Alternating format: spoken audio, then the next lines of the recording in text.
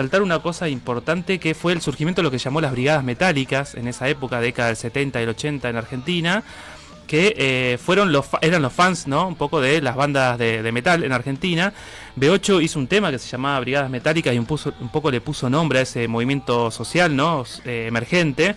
Y eran, bueno, pibas y pibas que se juntaban para ir a los recitales, esencialmente, ¿no? En los grandes barrios por ahí del conurbano bonaerense, pero también de la capital federal.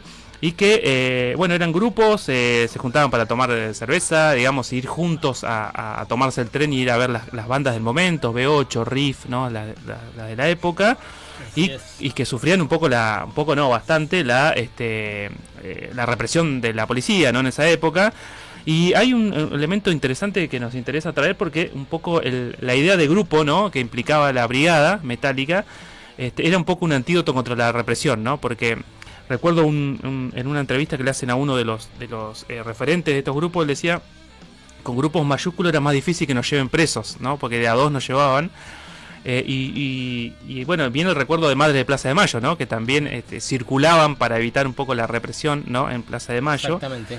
Pero bueno, se constituyeron en un actor social, pero tampoco a veces el número impedía la represión, porque de hecho hay un disco de B8, Luchando por el Metal, que la idea en ese contexto de dictadura era hacer una tapa con toda la gente en Barrancas de Belgrano, en una plaza. Y bueno, se congregaron los metaleros y metaleras ahí y vinieron vino la policía con 2 colectivos y se llevaron presos a todos los que estaban ahí, así que no se pudo hacer esa tapa.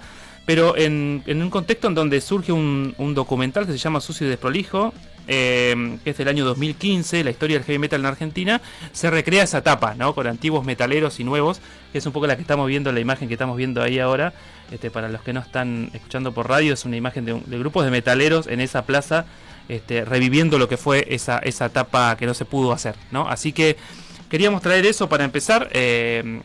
No sé si vos tenías, Chepa, algo para agregar, pero bueno, es un poco el contexto de la época, ¿no? Dictadura, represión y las brigadas metálicas. Sí, así es. Sí, un poco agregar a lo que dijiste, que digamos estos grupos metaleros surgen como rebeldía hacia esos tiempos violentos, ¿no? Que existían allá por finales de los 70, principios de los 80, bueno, el fin de la dictadura y los comienzos de esa incipiente democracia, y que no solo sufrían la represión de la policía, sino también eran algunos grupos vistos como marginales, ¿no? Que porque obviamente el metal no era la música de moda, nunca lo fue. No.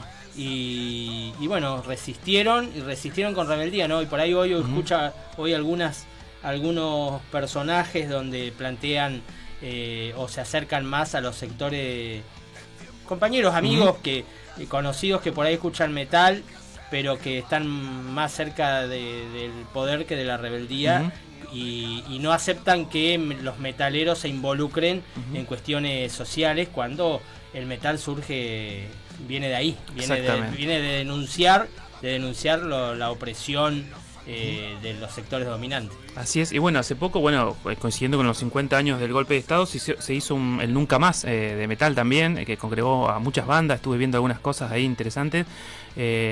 Tuvo la banda Indios, Fatigados, después participó el Tano Romano, Walter Mesa de Orcas, así que bueno, sigue activo también esa voz contra la represión.